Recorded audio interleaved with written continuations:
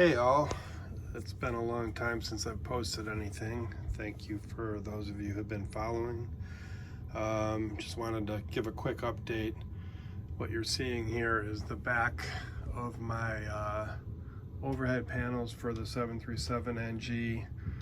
It's just the next step in the project. After taking down the Dash 300, I went back to Flight Deck Solutions panels, kind of show around the other side here. And I have to rewire everything. So I'm in the process of putting in all the different these are gauges that are servo driven, you can see in here. But I've got to hook up all the switches. I've got a mix of switches back here. As you can see, like this panel I'm working on right now, the navigation panel, actually has the real OEM switches on it. I got those out of some panels I got off of eBay, and was able to find these toggle switches on some panels. So that's what the real switches look like. Pretty easy to wire. I just need to get all this wiring done. That's the missing panel you see here.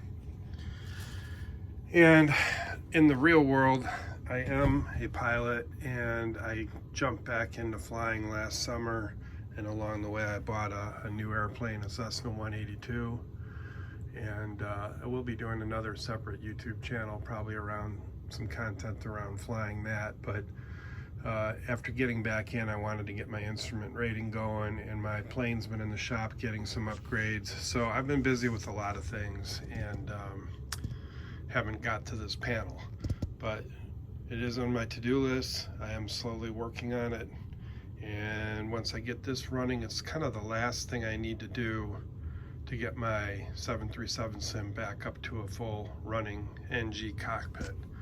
So that's over here. You've seen my setup before, but this is down in my basement. Just a quick little tour again. There's the computer that runs the that's the computer that's running the 737. That's the primary that runs. I can run P3D or Microsoft Flight Simulator. Using ProSim for the avionics, in the flight model, I can toggle between the two sims pretty fast with just doing a quick database update and then switching simulations. So I do have P3D v5.4, I believe, running with ProSim, but I also run Microsoft FS 2020. So that's the main computer. It's got a 4090 in there. Pretty beefy computer, newer, to run these 75-inch displays, 3 of them. And then I have another computer down here. This one is the one, says 737 Avionics. That's running 2 1080 cards in it, and that runs the displays on the main instrument panel. This is the old one that used to do that, but it's decommissioned now. And then there's the cockpit.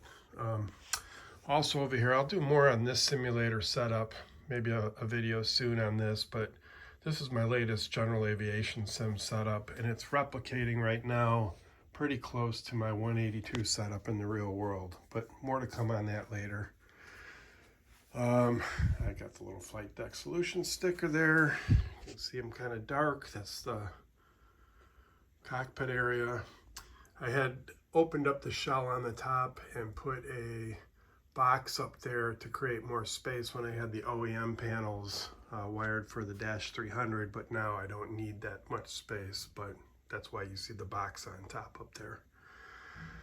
Back windows are blacked out now because the 75-inch screens, 3 of them don't quite wrap around the full side of the shell. So from the captain and first officer seat, that's all you need though. If you had 5 60-inch screens like I used to have, that would wrap around all the way to the back here, past this back wall a little bit. But it makes it harder to run. You need more computers to run that, and it gets ugly pretty quick trying to maintain everything. So I went to 375s. This is the back wall. You come inside, There's the cockpit. Obviously nothing's running right now, but I've updated a lot of things in here. I've got new panels in the side walls put in there. I've got some cup holders and chart holders similar to the real deal that my friend Mike in New Mexico made for me. He's got a channel out there too on his 737, I believe. Well, iPad holder, some RAM mounts for EFB. Got real headsets in here, Telex headsets in here right now on each side. Those connect through the walls and then up through the floor, and for lack of a better solution, I just mounted this Flight Sounds intercom system on the back of the pedestal with some Velcro. But that gives us real lifelike feeling on the radios when we're talking with the crew in here over the headset. And hopefully I'll be able to get some of that recording in the future coming through the headset, because there are outputs on the back of this thing too. So if we're doing some virtual ATC with Pilot Edge or VATSIM, that'll hopefully give us some more, some better video of the conversation, better audio. So the NG is back in place. You saw a couple videos on this already in the past, but it's frankly been a long time since I've just been so busy with other things, and I want to get this going, but I'm trying to balance that with the real life flying as well, which is more important to keep up with, obviously, because you can actually kill yourself if you don't know what you're doing. So more to come. I do want to get this thing up and running with the overhead. You can see the overhead panels are out. Well, the aft overhead panel's in, but a lot of this is OEM stuff up there still. I don't know when I'll get to interfacing that. It's not really necessary for flying. It just looks cool. But I definitely need to get the forward overhead done that's on the bench over there and back up in this space. And right now I just use the software version of the overhead up on one of the screens to flip switches on the overhead.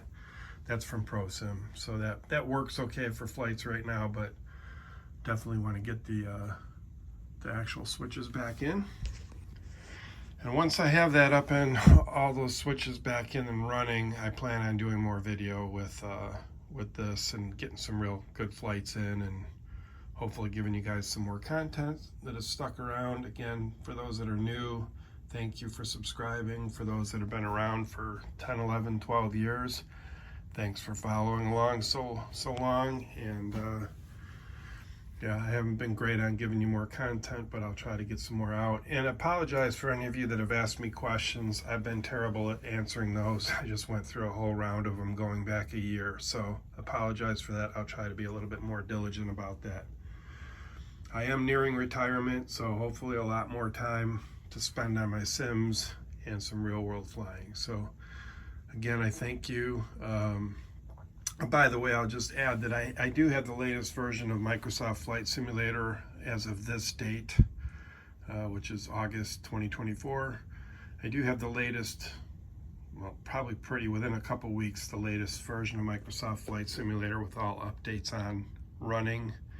And I do have the latest versions of ProSim 737 running, and the last couple test flights I've done, everything has worked pretty darn flawlessly, and I'm really happy with the performance I'm getting out of this system and the visuals I'm getting out of Microsoft Flight Simulator. So again, more to come.